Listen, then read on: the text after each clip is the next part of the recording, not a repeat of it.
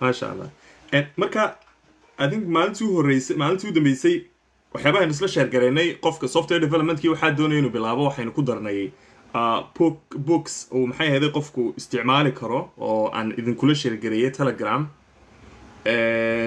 sidoo kale road maps baan idin sharaxay amaba qofku meel uu ka bilaabi karo uu maaragtay kala socon karo oo halkaas uu ka bilaabi karaa waxyaabahaas uu dhigan karaa si uu maaragtay goalkiisa u gaadho amaba uu u noqdo software developer.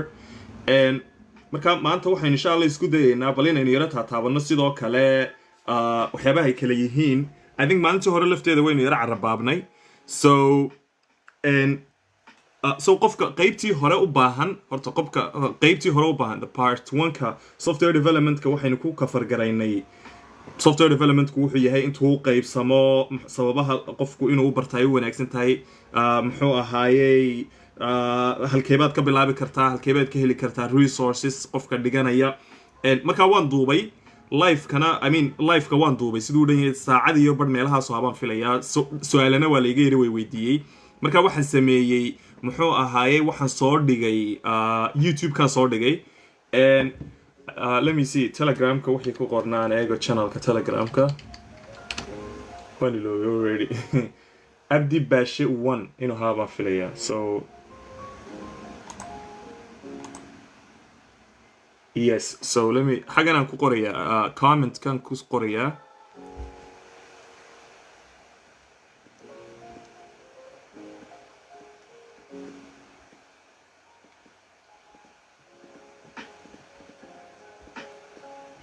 Abdi Bashe 1. So halkaasaan soo dhigay videos muxuu ahaay halkaasaan soo dhigay waan pin garaynayaa. Let me see. Waanigaa pin gareeyay. So channelku waa kaasi kusoo biira insha Allah. So waxyaabihii aan halkan kaga hadlay ayaan kusoo post gareeyay. I think videoga laftiisa oo aan live-kiisii duubay halkaasaan idinkula share gareeyay. YouTube-ka markaa waad ka daawan kartaan. marka halkii baynu kasii wadaynaa qaybta labaad. So qofka qaybtii koowaad rabaa halkaas kasoo daawan karayaa. marka qaybta labaad baynu u gudbaynaa insha Allah. so qaybta labaad marka maalintii hore iswada raaci baan islahay way suurtagal bay noqon weyday because waan xiiqay. yeah waan xiiqayo muxuu ahaayay keligii baan ku ahaayo cid ila daadihisaan waayay marka waan beer cadaaday. marka muxuu ahaayay waynu ka soconaynaa. so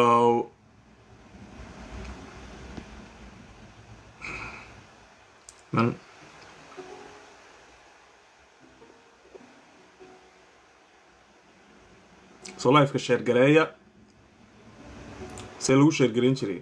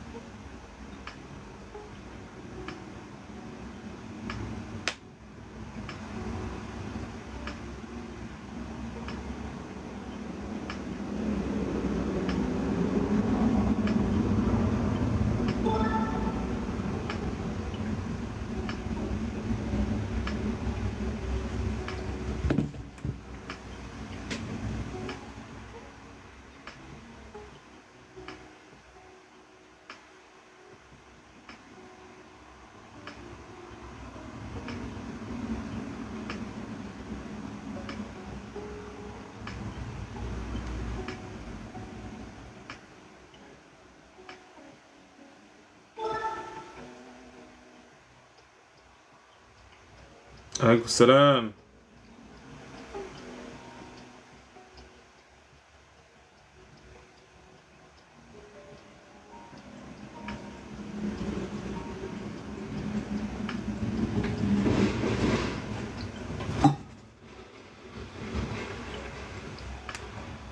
Nice. So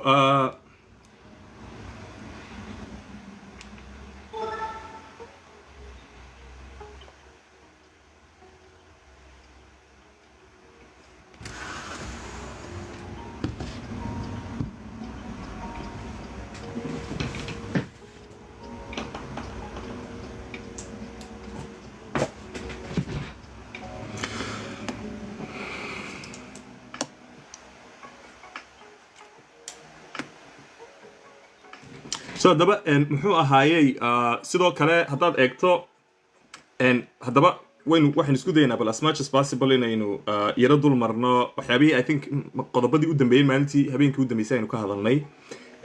waxaynu ka hadalnay waxa loo yaqaano front end development iyo back end development iyo full stack development so front end ku waa waxa weeyaan imika markaynu ka hadlayno systemyada la dhisayo ama software developerska waxa weeyaan waa front page-ka sida loo dhiso website-yada marka laga hadlayo waa la kala qaybiyaa software-ka marka laga hadlayo waa la kala qaybiyaa dhowr qaybood buu kala yahay so qaybtan dadku ay arkayaan website-ka muxuu ahaayay front facing-ka ah page-ka ayaa loo yaqaanaa front end development waana qofku markuu front end developer doonayo inuu noqdo waa inuu garanayo basicska front endka sida HTML-ka CSS-ka JavaScript-ka okay back end kuna waxa weeyaan front endku marka codsi laga dirayo cidda qabanaysa ee handle garaynaysa ee maaragtay kasoo jawaabaysa codsigaas oo iyadana luqad walba oo maaragtay dadku ay isticmaali karaan lagu isticmaalo sida Python baa la isticmaalaa PHP baad isticmaali kartaa .NET ka C# oo kale isticmaali kartaa you can waxa isticmaali kartaa JavaScript lafteeda isticmaali kartaa iyo Node.js mid la yiraahdo marka hadda doonayso front end developer inaad noqoto waxyaabaha aad u baahan tahay waxa weeyaan okay waxyaabaha aad u baahan tahay waxa weeyaan let me see my first front end developer hadda doonayso waxaad u baahan tahay inaad taqaano HTML CSS and JavaScript okay inaad intaa barataad u baahan tahay frameworks baa jira amaba waxa jira waxyaabo kor u sii qaadi kara front end developer inaad noqoto frameworkska waxa weeyaan React.js mid la yiraahdo mid kaloo la yiraahdo Vue.js iyo mid kaloo la yiraahdo Angular inta ugu caansan weeyaan kuwaasi basically so back end ka markaynu ka hadlaynana back end ka waxa ugu badan ay dadku isticmaalaan Node.js Python bay isticmaalaan waxa la isticmaalayo kale Ruby on Rails waxa kaloo la isticmaalaa Java waxa kaloo la isticmaalaa ASP.NET oo C# isticmaalaya intaasba muxuu ahaayay qofku waa inuu mid kamid garanayo soo kale databaseskiina uu garanayo oo SQL-ki iyo NoSQL-ki uu garanayo okay hadaba full stack waxa loo yaqaanaa muxuu yahay full stack software developer waxa weeyaan qofka labadaba isku dara okay labadaba qofka isku dara ayaa la yiraahdaa full stack developer so imko kale haddaad kaba soo qaad muxuu ahaayay haddaynu si kaloo practical u dhigno qofka full stack wuxuu dhigmayaa gaarigu imika darawal buu leeyahay mechanicna uu leeyahay okay so haddii marka front end ka markaynu ka hadlayno qofka front end developer ka ahi waa qofka muxuu ahaayay no okay so geerashada gawaarida imika markaad geyso gawaarida badanka shaqooyinka laga qabanayo waa laba nooc waa midna waa mechanic oo engineka iyaba laga shaqeynayaa mid qofna wuxuu ka shaqeynayaa muxuu ahaayay dusha sare oo dahaarka macnaha colorkiisi iyo waxyaabahaas ka shaqeynayaayo rinjigu ku sameynayaayo waxyaabahaas uu sameynaya so qofka front end developer ka ahi wuxuu u dhigmaa qofka gaariga ka shaqeeya rinjigiisa iyo siduu u eegyahay iyo dusha iyo quruxdiisa iyo waxa okay mechanicuna waxa weeyaan qofka gaariga gudaha u gala ee taayiradiisa hagaajiya ee injiinkiisa hagaajiya ee maaragtay waxyaabahaas oo dhan qabta ayaa loo yaqaanaa back end developer so qofku hadduu maaragtay qofka developer-ka ahi hadduu labadaaba isku darsado hadduu decorationkii gaariga ee quruxdiisii iyo dushii sare ka shaqeyn karo okay muxuu ahaayay injiinkiisina uu ka shaqeyn karayo kaasaa la odhan kara waa full stack developer okay waa labadiiba uu isku darsay weeyaan markaynu ka hadlayno muxuu ahaayay sida software developerska so software developmentka qofku page-kiina uu sameynaya design-kiisa uu qurxin karaa functionality-gii dambana uu ka shaqeynayo database-kii waxbuu ka soo saari karaa waxbuu geyn karaa you know saasuu iskugu dari karayaa hawsha okay so there's waxa kaloo jira mobile app development so dadku imika markay software developerska ahi ay application imika mobile app developers iyaguna way ka duwan yihiin waxa weeyaan waa qof mobilada inuu applicationskooda sameeyo ku takhasusay okay so dadka software developerska ah ee mobile app developerska ah maxay u baahan yihiin what frameworks what technologies bay isticmaalayaan ama ay u baahan yihiin inay isticmaalaan si ay application u develop gareeyaan okay and kuwa ugu badan ee maanta trending ah amaba maanta socda waxa weeyaan waxa ugu caansan muxuu ahaayay laba framework runta marka laga hadlo ugu caansan wax ka badan way jiraan laakiin kuwa ugu caansan waxa weeyaan waa Flutter tan la yiraahdo oo shirkadan Google la yiraahdo ay sameysay waana open source and Flutter framework baa la yiraahdaa waxa lagu dhisaa applicationska Android ka dadka telefoonada Android ka haysta iyo dadka telefoonada iOS ka haysta and sidoo kale waxaa jira mid kale framework la yiraahdo React Native oo isagana loogu talagalay cross platform haan loo isticmaalo oo muxuu ahaayay dadka iOS ka haystaana ay wax ku dhisi karaan dadka muxuu ahaayay Android ka haystaana iyaguna sidoo kale ay wax ku dhisi karayaan. And okay, so that's the mobile app developer. So waxyaabaha waxaan isku dayaa at least inaan idea ka siiyo so qofku isaga dadka ay u bilaaban tahay ama doonayaan inay wax bilaabaan isaga ayaa ka dooran doona which one do they prefer. Amaba ka uu rabo ee uu danaynayo qofku isaga maaragtay ka raadsanaya amaba kuwa kala soo dhex baxaya oo the road map koodii iyo meeshii uu ka raadsan karayo waxyaabaha soo dhan sameynaya. Okay, alaykum salaam wa rahmatullahi wa barakatuh. Soo dhawaad. And okay, so there's waxa kaloo jira hadaba muxuu ahaayay cloud computing isagana la yiraahdo ama cloud development. And cloud development ku marka dhinac loo eego software developers ka dhinac buu ka soo galaa oo muxuu ahaayay maadaama oo developmentkii amaba muxuu ahaa qofku wixii uu dhisay oo dhan uu cloud ka dhigayo ama uu geynayo internetka uu geynayo oo halka laga isticmaalayo cloudka amaba waa wax loo baahan yahay oo qayb kamid software developers ka qayb kamid ah oo ama dadka software developers ka ah ay qasab tahay in cloud computing ka wax ka garanayaan. Okay, alaykum salaam wa soo marka cloud computing dadku waxyaabaha ay u baahan yihiin inay cloud computers ka markaynu ka hadlo cloud computing markaynu ka hadlayno adduunka maanta networking kii traditional ka ah amaba muxuu ahaayay awal waxa la sameyn jiray local network ayaa la sameyn jiray oo shirkaduhu markay systemyadooda doonayaan inay isticmaalaan waxay sameyn jireen the serverro local oo u yaala on premises amaba yaala muxuu ahaayay dhismayaashooda yaala ay isticmaali jireen. Okay, kabacdina halkaasay application kooda dhigan jireen local network ku dhex access gareyn jireen amaba xadka isticmaali jireen. Okay, so imika wax badan bay isbedelay internetkii baa meel walba accessible ka noqday amaba de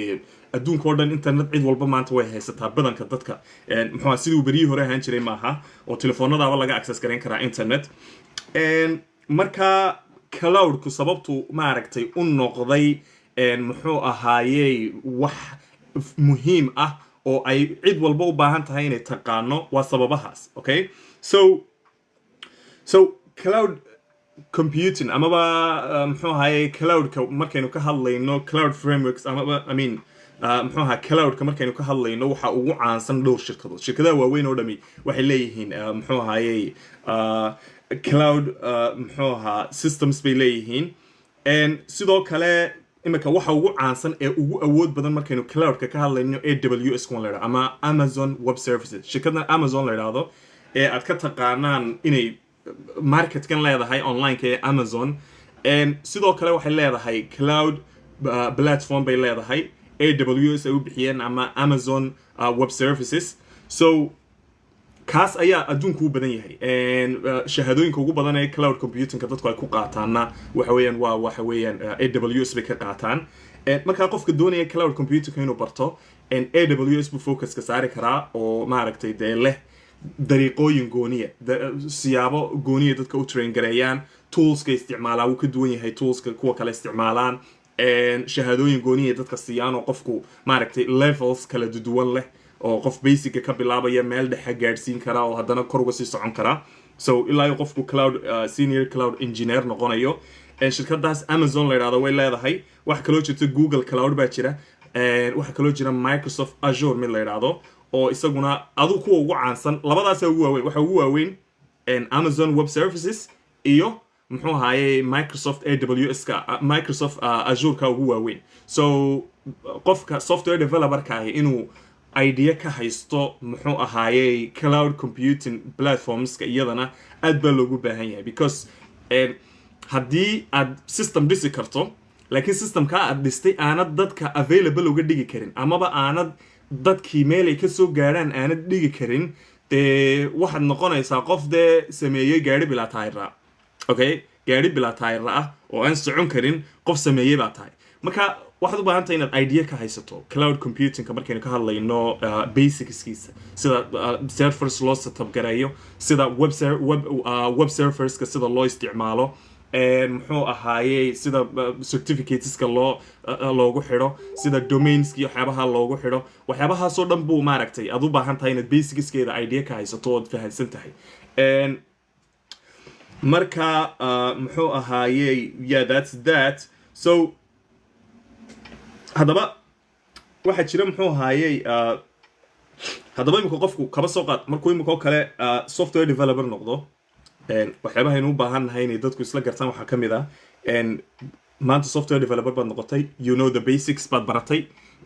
basicskii markaad baratay application baad dhisi kartaa applicationka aad dhisi karto waxaad u baahan tahay at least inaad qofku isku filnaado isagu especially dadka de waddankeennii jooga waddamadan kale ee adduunka muxuu ahaayey reer galbeedku iyagu waxaad moodaa in aad loo kala qaadqaaday software developerska okay so waxaa laga yaabaa muxuu ahaayey waxaa laga yaabaa systemka keliyata web applicationka ah amaba systemka platformka ay doonayso shirkadu inay isticmaasho oo kale webka lagu dhisayo in ay ka shaqeeyaan 10 qof okay 2 qof oo backend developers 2 qof oo frontend developers 2 qof oo designers 2 qof oo QA testing ah intaasiba inay iskugu tagaan baa laga yaabaa oo qof walbaaba gooni uu wax specific garanayo laakiin dadka waddankeennii wadamadeennii jooga waxyaabaha ugu badan ee ay u baahan yihiin waxa weeyaan qofku inuu gaadhigiisa yar isku wada karo u baahan yahay waa inuu front endka wax ka garanayo back endka wax ka garanayo cloud computingka wax ka garanayo waxaasoo dhan uu isku keeni karo designkana idea uu ka haysto basically uu qofku noqon karo full stack so full stack ayaa awoodda la saaraa inaga dhinaceena so shirkaduhu badanka waxay hire haysto basically uu qofku noqon karo full stack so full stack ayaa awoodda la saaraa inaga dhinaceena so shirkaduhu badanka waxay hire gareeyaan shirkadaha Soomaalida ahi waxay hire gareeyaan software developerska full stack ah hadda tirado backend kaliya taan garanay waxa laga yaabaa oh okay so qof waxaan u baahanahay labadaba garanaya marka waa inaad isku dhex darto waa inaad full stack noqoto oo front end kiina garanayso back end kiina aad garanayso muxuu ahaa marka sidoo kale imko kale marka waxa jira tools waxyaabaha uu qofka software developerska ahi ay u baahan yihiin baynu iyadana sidoo kale ka hadli doonaa waxa jirta qofku haddaad maanta software developer tahay oo aad basicski garanayso oo aad garanayso sida system loo sameeyo haba yaraado waxaad u baahan tahay si aad aqoontaadana u sii koriso muxuu ahaayey suuqna aad u hesho opportunities waxaad u baahan tahay in aad horta marka koowaad muxuu ahaayey garanayso aad leedahay public muxuu ahaayey branding inaad samaysato adigu ood GitHub leedahay meel aad applicationskaaga dadku ay ka eegi karaan bal waxyaabaha haba yaraadaan waxyaabaha aad samaysay inaad GitHub leedahay oo halka dhigi karto doon karto oh waxaasan sameeyay uu ku jiri karo profile-kaaga amaba CV-gaaga hadhow toole waxaad u baahan tahay inaad social media-haaga haddaad Instagram isticmaasho haddaad isticmaasho muxuu ahaayey Facebook haddaad isticmaasho Twitter haddaad isticmaasho LinkedIn intaba waxaad u baahan tahay inaad ku cadayso software developer inaad tahay waxyaabaha specifically awoodda saartaana ay ku cad yihiin meelaha laga eegi karo shaqooyinkaaga amaba waxyaabaha aad qabatay as a hobby amaba tijaabo ama for fun waxyaabaha aad u samaysayna meel aad ku cadayn karto oo dooran karto oo waxaas iyo waxaasan qabtay so qof walba oo software developer ahi wuxuu u baahan yahay inuu haysto GitHub profile okay GitHub profile inuu haysto u baahan yahay waxaad u baahan tahay oo kale de Instagram-kaaga marka la soo galo in la garan karo in software developer tahay oo aad soo dhigto muxuu ahaayey muxuu ahaa waxyaabaha aad u baahan tahay oo dhan yes portfolio website laftiisa inkastoo de sometimes I think kharash inuu yahay laakiin haddana portfolio website baad u baahan tahay waxaad u baahan tahay meel aad iskugu keeni karto linkiyadaada muhiimka ah oo dhan oo GitHub-kaagii Twitter-kaagii LinkedIn-kaagii waxaasoo dhan waxaad u samaynaysaana waa maxay waa inaad suuq geyso weeyaan adigu aad suuq samaysato oo aad maaragtay dadku markay kuu soo galaan asxaabtaada iyo dadka ku garanaya aan la isweydiinin qofkani muxuu qabtaa okay so profile-kaagu aan wax anonymous noqonin oo aan la garanaynin wax la yiraahdo ka shaqeyso waxaad u baahan tahay in la garanayo khibradaada la garan karo waxyaabaha aad awoodda saarta la garan karo muxuu ahaayey TikTok haddaad samaysatana aad basically shaqadaada kusoo bandhigi karto oo odhan karto waxaasan sameeyey so public presence-ku amaba qofka software developer-ka ahi inuu samaysto branding amaba public profiles inuu samaysto waa qasab weeyaan okay so maanta haddii cidi ku hire garaynayso CV-gaaga way ku caddahay oo waxa ku caddaanaya muxuu ahaayey waxyaabihii aad u baahnayd oo dhan waxyaabihii aad u baahnayd oo dhan baa ku caddaanaya. So waxaad u baahan tahay in ay dadku arki karaan muxuu ahaayey halkeebaan qofkan kala xidhiidhaa, halkeebaan qofkan ka eegaa wuxuu qaban karo, qofku in uu isaga oo information fiican ka haysto uu kula soo xidhiidhi karo. Okay, taasaad aad ugu baahan tahay. way haddaba waa qofka dadka ku hire garaynaya weeyaan, dadka ku hire garaynaya meelay maaragtay shaqadaada informationkaaga waxyaabahaaga oo dhan ay ka helaan. haddaad software developer tahay waxaad u baahan tahay inaad awoodda saarto LinkedIn, sidoo kale GitHub inaad haysato, GitHub profile inaad haysato. meelo badan oo free ah jira I think. GitHub-ka waxaad page baad ka samaysan kartaa profile ahaan aad u isticmaasho. sidoo kale waxaa jira I think Cloudflare qoladan la yiraahdo iyaga laftooda waxay bixiyaan pages free oo qofku uu maxay ahayday isaga laftiisu profile portfolio yaro profile fiican uu ku samaysan karo oo as a CV online u dhaqmaysa. sidoo kale dadku waxay isticmaali karaan muxuu ahaayey LinkedIn, ayada laftiisa la soo dhigi karaa informationkaaga waxyaabaha aad u baahan tahay oo dhan. So qofka software developer-ka ah si uu isku suuq geeyo dee waxaad u baahan tahay in dee aad caalamka ka muuqato, dee waxaad u baahan tahay in meel laga arko shaqadaada aad haysato. laakiin haddii sidii typical software developerska aad u dhaqanto guriga ku jirto hoodie xidhato ama koofiyad finaanad weyn xidhato oo marka dibadda u soo baxdo aanad dadka la xidhiidhin oo muxuu ahaa community aanad ku dhex jirin oo marka social media soo dhigtana aan wejigaaga la arkin oo aad memes iyo waxyaaba noocaas oo kaliya ta share garayso, dee hadhow toole lama odhan karo qofkaasi opportunities buu raadinaya. Okay, so si aad opportunity u hesho waa inaad ka soo baxdo that bubble yar aad ku dhex jirta ee maaragtay anonymous baan noqonayaa iyo maaragtay waxyaabahaas oo kale. marka muxuu ahaayey sidoo kale waxyaabaha uu qofku u baahan yahay waxa weeyaan marka laga hadlayo software developerska waxaad u baahan tahay inaad meel awoodda saarto like you know specific waxaad u baahan tahay inaad awoodda saarto wax specific oo muxuu ahaayey sidoo kale daad tiraahdo waxaan isticmaalaa frameworkskaasaan isticmaalaa waxaasaan awoodda saaraa ay dhalinyaraduna iska dayso maalinba meel framework ay u boodayaan. sidoo kale waxa muhiim ah qofku suuqgeynta muxuu ahaayey qayb ka ah brandingka qofka software developerka ah waxa iyaduna qayb ka ah in uu qofka dhalinyarada ahi sameeyo networking. Okay, inuu ka qayb galo communitieska areada uu degan yahay, magaalada uu degan yahay waxaa jira communities dad isku yimaadaa jira, waxyaaba AT sometimes lagaga hadlaa jira. wax walbo AT la xidhiidha waa in lagaa dhex garanayo, waa inaad la xidhiidho dadka areadaada maaragtay famouska ka ah ee AT-ga ku suntan ee community-ga ku dhex jira ee maaragtay waa in magacaaga la garanayo oo dadka approach garayso si at least beri haddii qofku uu kaa fikiro u idhahdo wani qof waxaas iyo waxaasaan u baahanahay qabtaa maskaxdaada aad kusoo dhici karto maskaxda qofka. so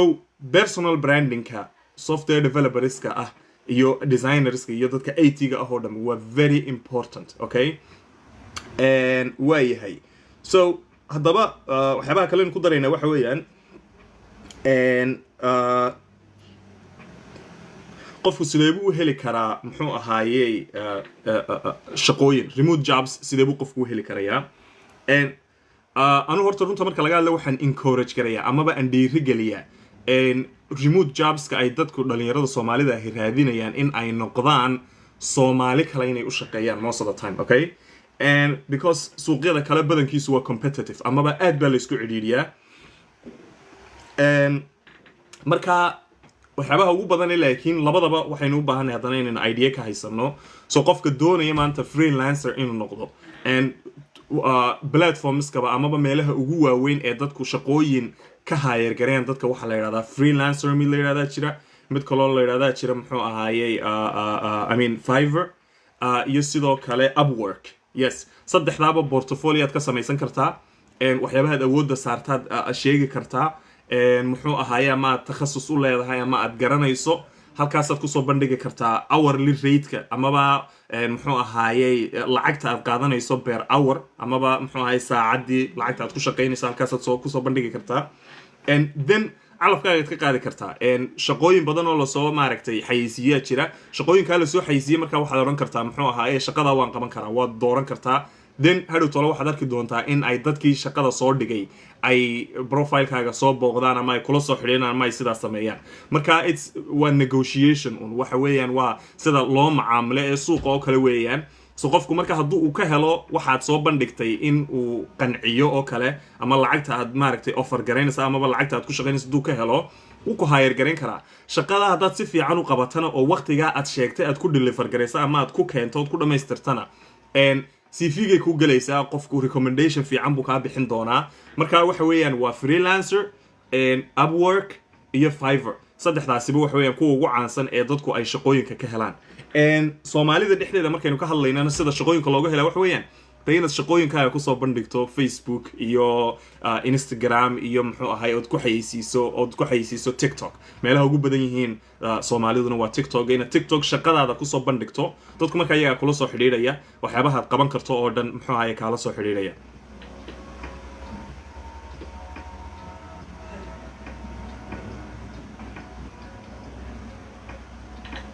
muuqaalka YouTube-ka soo dhigay yes waan soo dhigay YouTube-ka insha Allah waan duubayaa so YouTube-kan insha Allah soo dhigi doona haddii Ilaahay yiraahdo all right so haddaba muxuu ahaayay waxyaabo kale waxa ku jira halkan I think maalintii hore waxyaabo aynu ka hadalnay waxa kamid ahaa qofku haddii uu doonayo muxuu ahaa in uu software development ka barto halkeebuu ka raadinayaa ama uu ka raacayaa halkeebuu resources ka helaya waxyaabahaas oo dhan waynu ka hadalnay so qofka u baahan waxyaabahaas oo dhan inuu ogaado wuxuu u baahan yahay inuu ku noqdo muxuu ahaayay videogii hore ee qaybtii koowaad inuu ku noqdo inuu u baahannahay marka awoodda qofku inuu marketing ka saaro markaad wax yar oo samayso muxuu ahaayay very basic ah haddaad maanta barato waxaad u baahan tahay in aad xayeysiinta amaba aad magacaaga kor u qaado oo social mediaha gasho oo waxa aan dan ku ahayn aad ka fogaato Soomaalidu ay ku mashquulsan yihiin ama ay ka hadlayaan oo profile-kaaga loogu yimaado waxaad qabato uu yahay haddaad waxa weeyaan aad dee isxayeysiinayso brandkaaga doonayso inaad kor u qaado marka that's that muxuu ahaayay marka toolska amaba resourceska meelihii laga helayayna waynaga ka hadalnay Udemy ayaa kamid ahayd aan dib ugu noqdo resourceska ugu badan ee qofku hadduu doonayo inuu software development ka barto meelaha ugu badan ee ka baran karto waxaa kamid ahayd Code Academy oo courses free bixiya waxaa kamid ahayd Free Code Camp oo iyaga laftoodu courses free bixiya waxaa kamid ahayd muxuu ahaayay Lead Code oo iyada lafteedu sidaas oo kale bixiya I think qaar waxyaabo free-na way bixiyaan waxyaabo lacagna way bixiyaan Udemy waa very important waa ka ugu badan aniga laftoodu maanta courses hadaan doonaya inaan maaragtay qaato aan ka qaato so how long it takes to become a professional intee bay kugu qaadanaysaa inaad software developer ku noqoto qofkay ku xidhan tahay duruufahay ku xidhan tahay resourceska isticmaashay ku xidhan tahay qof ku oran kara xilligaasaad ku noqonaysaa ma jirto laakiin basicska amaba HTML CSS iyo JavaScript waxyaabaha basicska ah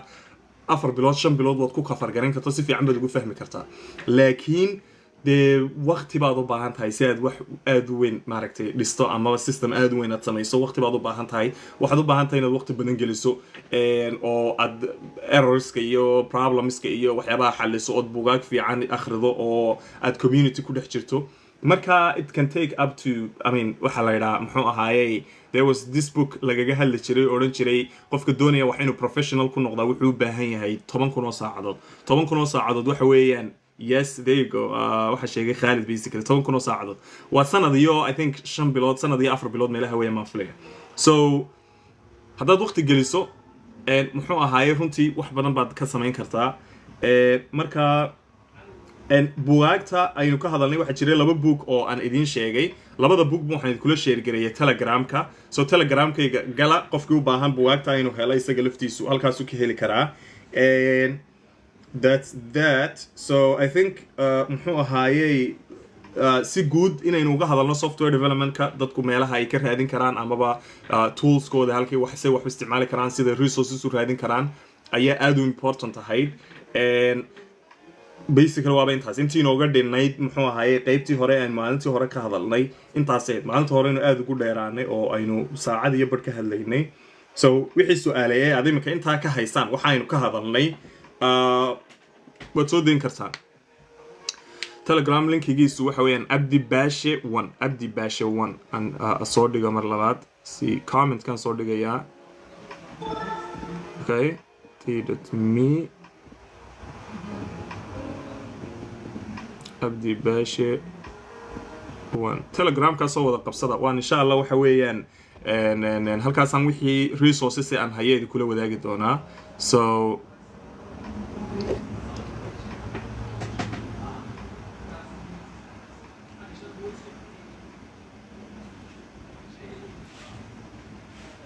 luqadda Laravel wa PHP it's very good way fiican tahay dad badan baa isticmaalaya walaal it's very good eventiga wayna ku jirna walaal Maxamed baani kaasi YouTube-ka waxaan soo dhigayaa so video-ga waan duubaa markuu dhamaadaan usually soo dhigaa qaybta muxuu ahaay waxyaabaha aynu ka hadalno so I think maybe once mar dhow soo dhigi doonaa insha Allah because sometimes saacadii waxoogaa wax ka badan buu noqdaa marka waxa dhacday in dawiyara culays yahay ama aan waqti intan ama waxyaabaha yar ee khaladaadka ka saarayo ama sidiisaaba soo gelinaya GitHub and LinkedIn keebay Soomaalidu ku badan yihiin and GitHub maaha social media platform maaha waxa weeyaan waa meel dadku ay as profile ahaan u isticmaali karaan so GitHub inaad profile page ka samaysataa fiican aad ku soo bandhigto shaqadaada and bad showcasing ku samayso shaqadaada waxyaabaha aad qabatay oo dhan bad code-kaaga bad waxyaabaha aad samaysay project-yadaada aad isleedahay public baad ka dhigi kartaa maaha kuwa doonaysa inaad lacagta ka samayso kuwa isleedahay public baad ka dhigi kartaa baad soo dhigi kartaa markaad soo dhigto informationka waxyaabaha aad qabataan halkaas aad soo dhigi kartaa then linkigiisa ayaa la qaataayo markaasaa la dhigaa Instagram-kaaga Facebook-gaaga muxuu ahaay LinkedIn-kaaga so qofka doonaya shaqooyinka qabatay inuu ogaado ama uu eego ayaa link-ka soo raacaya muxuu ahaayay GitHub-kaaga markaasuu maxay ahayd halkaa ka eegi karaa projects-ka ama waxyaabaha aad ka shaqaysay luqadan Python sidee programming language iyadoo mar kalena data analysis-ka kaaga caawinaysa all right that's a good question so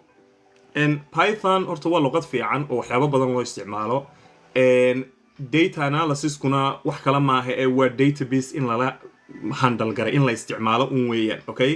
database-ka markaa in muxuu ahaayay datada laga soo saaro oo la analyze gareeyo oo kolba lagu base gareeyo baahida qofka uu ka leeyahay oo maaragtay muxuu ahaayay baaritaan laga sameeyo statistics la xiriira datada wixii la doonayo laga sameeyo so as a functionally waxaad siinaysaa sababtoo isticmaalaysa wax kale maaha waxa weeyaan muxuu ahaa ruleska ama waxaan u jeedaa waxyaabaha execute galinaysa ama amarada aad siinayso database-kaaga ama Python ku qabanaysa luqado kalena waa lagu sameeyaa luqad kale R la yiraahdo jirta lafteeda lagu sameeyo marka dadku ba jeclaystay Python community-geeda aad u ballaaran so AI-ga iyada loo isticmaalaa machine learning iyada loo isticmaalaa muxuu ahaayay waxyaabahan data analysis-ka iyo data science-ka badankooda waxa loo isticmaalaa muxuu ahaayay Python so that's why waanay fududahay oo marka syntax-ka ama sida loo qoro la eego luqadaha kale ee la barbar dhigo programming languages-ka way ka fududahay oo semicolon-ta iyo qowska iyo parentheses-ka iyo waxyaabahaas aan iyada ku badnayn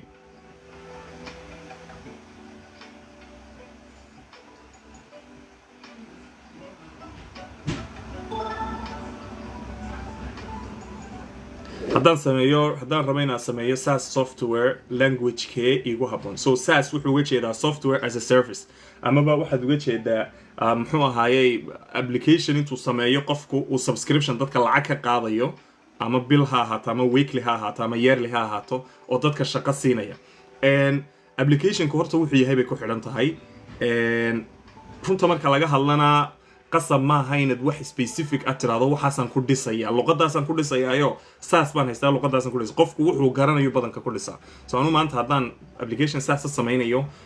tools-ka ama frameworks-ka ugu badan aan isticmaalo ayaan ku dhisaya waxaan front-end-ka React baan isticmaalaya ama Angular back-end-kana ASP.NET baan isticmaalaya so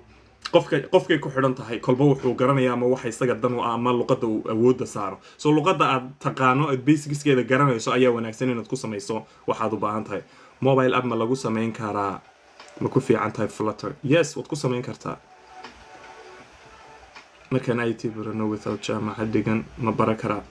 yes IT-ga jaamacadoodan dhigan waad baran kartaa laakiin haddana marka shaqo laga hadlayo dee shaqooyinka dadka waxay badanka ku tagaan amaba shaqada lagu soo xaysiiyaa qofku inuu degree computer science ama information technology haysto so IT waad garan kartaa laakiin dee qof xirfadle ah baa tahay oo waxaad u baahan tahay in aad at least dee jaamacadna somehow ka haysato validation computer science iyo account كيف عن برشلونة computer science iyo accounting بدو شيء دابان فيليه so laba shay oo kala duwan weeyaan mana kala fiicna qof walbaaba wuxuu jecel yahay inuu bartaa wanaagsan so dad accounting jeceshahay inaad barataa accounting baro uu fiican yahay accountingku aniga laftayda accountingka waan dhigtay computer science haddaad doonayso computer science ka baro waa laba shay oo kala duwan oo basically midna technology related yahay midna technology aanu la xiriirin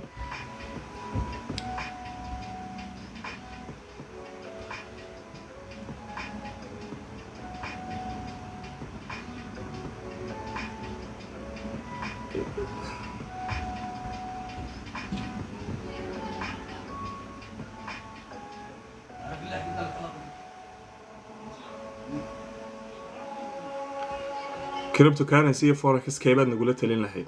labada midneedu kulamaan taliyeen macnaha qofku wuxuu jecel yahay ba mar walba aan waan jecelahay inaan kula taliyo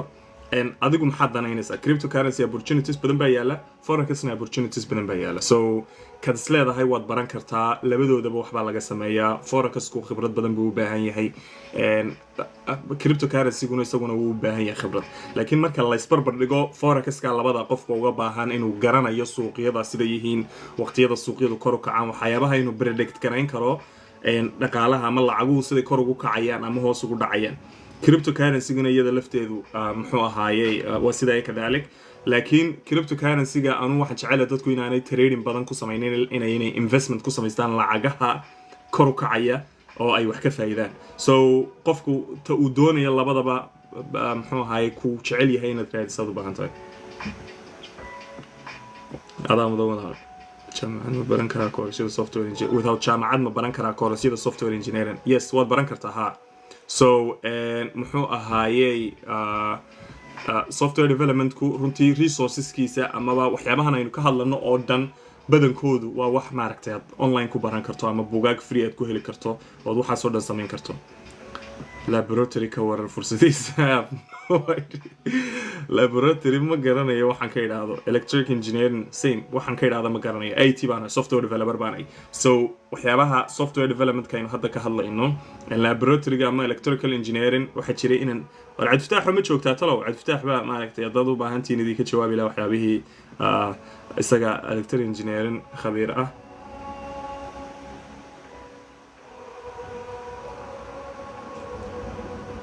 yep so marka that's that marka qofkii u baahan buugaagta aynu muxuu ahaayay la share gareeyay waxaad u baahantiin insha Allah inaad maaragtay ka heshaan channelkan telegramka aan idin sheegay let me see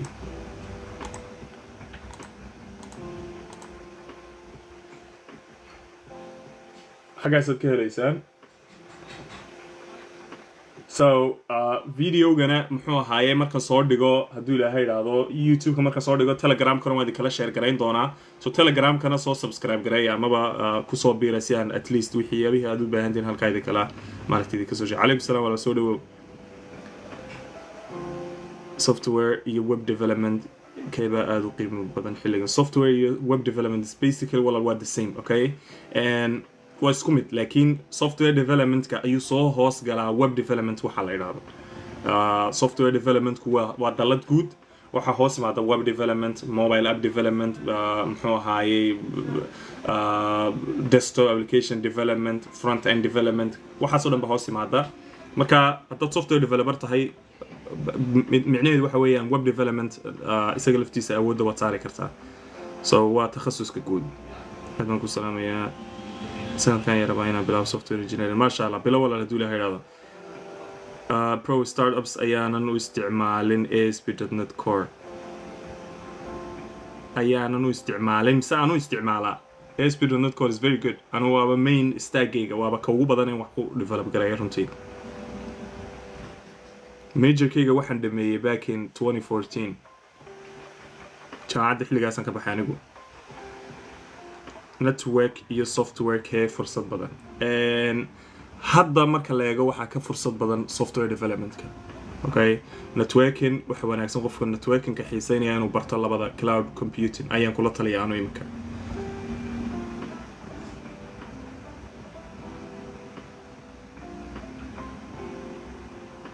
أنت لايف كاجي مسؤول ما شاء الله سولو ولا أدود ما سنتهاي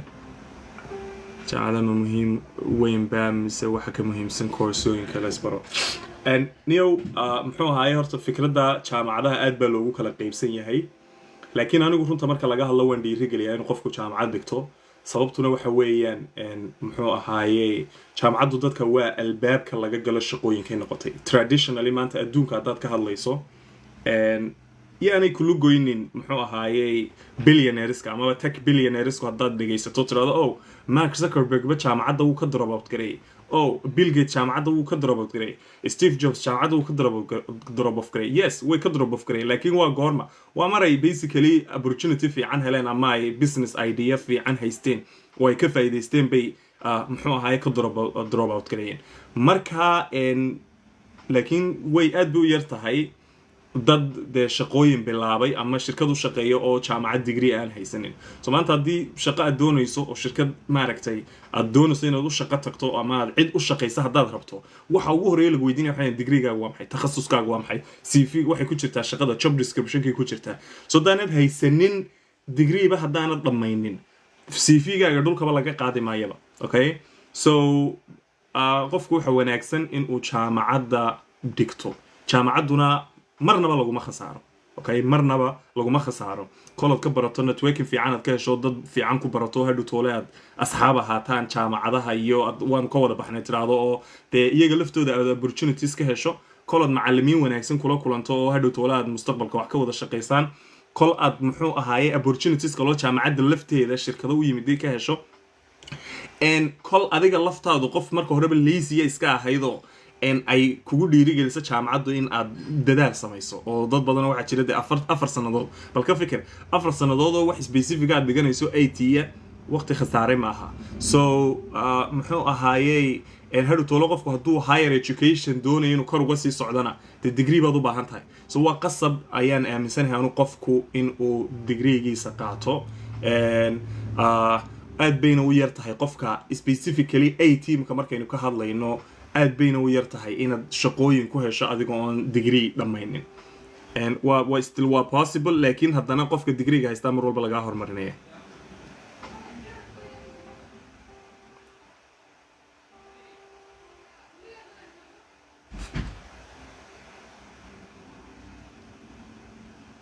marka software dev la joogo framework muhiim ya yes frameworks waa muhiim because frameworks waxbay ku fududeynayaan frameworks waxa weeyaan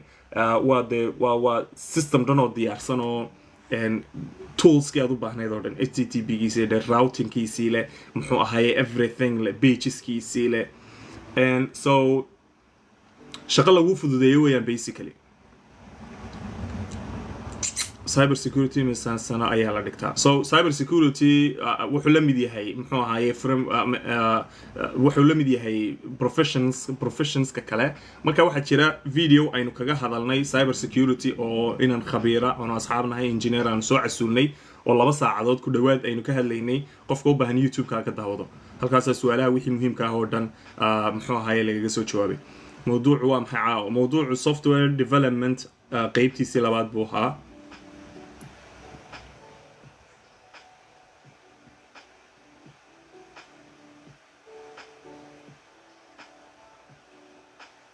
ASP waxa loo soo gaabiyay I don't know the last time aan ka fikiray waxa loo soo gaabiyay I think it was active server pages yes saas waa filaya active server pages adiga madawlaad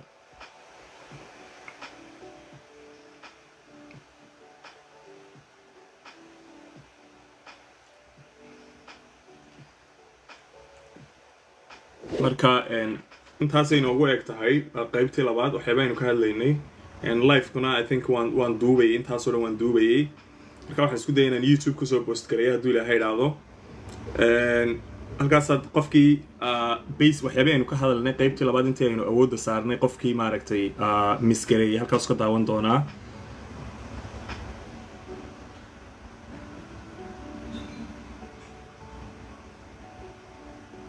ولا اللي صور دي ام قراء تيك توك يقصوا دي ام قراء ان شاء الله مستر من وحبة ذنوك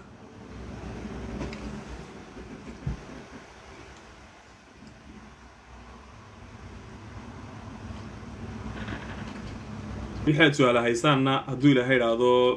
as always insha allah isoo weydiiya DM-ka iga soo weydiiya waxyaabaha specific ah ee aad hadduu ilaahay idhaahdo rabtaan. So full stack haddaad doonaysa inaad noqoto waxaad u baahan tahay inaad road mapkii aynu samaynay aad dib u akhrido ama aad dib u dhegaysato.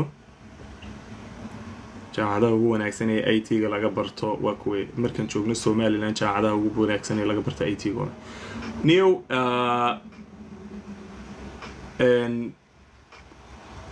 runta marka laga hadla jaamacadaha I don't think Somaliland inay kala wanaagsan yihiin marka IT-ga laga hadlayo.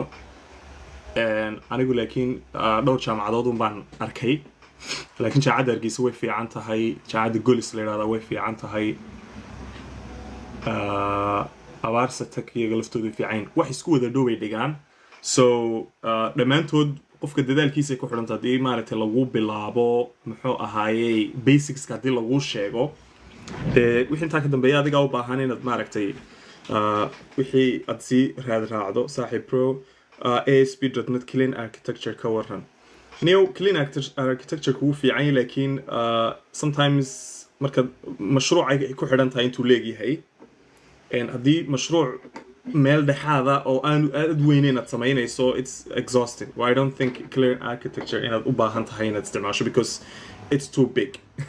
waxaa igu talagaleen imika qoladan Clean Architecture waa kuwan GitHub bay soo dhigaan code-ka. So it's project in loo kala qaybiyo 10 project oo kala duwan it's exhausting. marka anu waxaan jecelahay in basically hadii ugu badan tahay 3 qaybood oo kala qaybin karto. laakiin systemku haduu system enterprise oo dad badan ay ku shaqeynayaan uu yahay oo maaragtay aad u ballaaran yes wuxuu ku wanaagsan yahay in systemku kala somehow uu kala yara furfuran yahay si aanu isku saameynin. laakiin haduu systemku aanu aad u weynayn it's not necessary in Clean Architecture ka specifically isticmaasho. Yeah.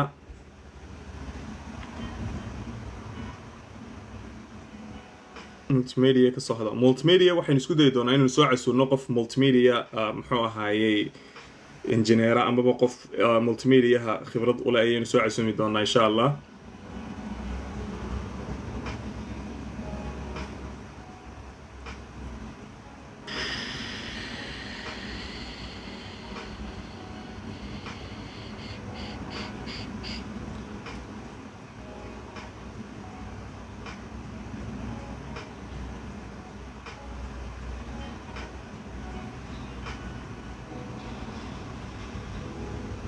YouTube-ka waxa ku qoran I think YouTube-kaygu profile-kaygu saaran yahay so link-ka YouTube-ka profile-ka intaad gasho account-kayga intaad gasho waa ka hooseeya information-ka iyo baayaha yar buu ka hooseeya so halka ku dhufo halka kala soo bax insha Allah. So marka haddii ilaahay yiraahdo intaasaynu kusoo koobi doonaa waxyaabaha ka hadlaynay maanta wixii extra ah anyway waynu insha Allah waynu iskugu soo noqonaynaa haddii ilaahay yiraahdo. marka mar walbana life afkeena waanu sii wadi doonaa maalinba qof baynu soo casuumi doonaa haddii ilaahay yiraahdo taasna saasaynu iskaga warhaynaynaa. So peace and love. habeenku idin wacnaado dhamaantiin. Yeah. Assalamu alaikum.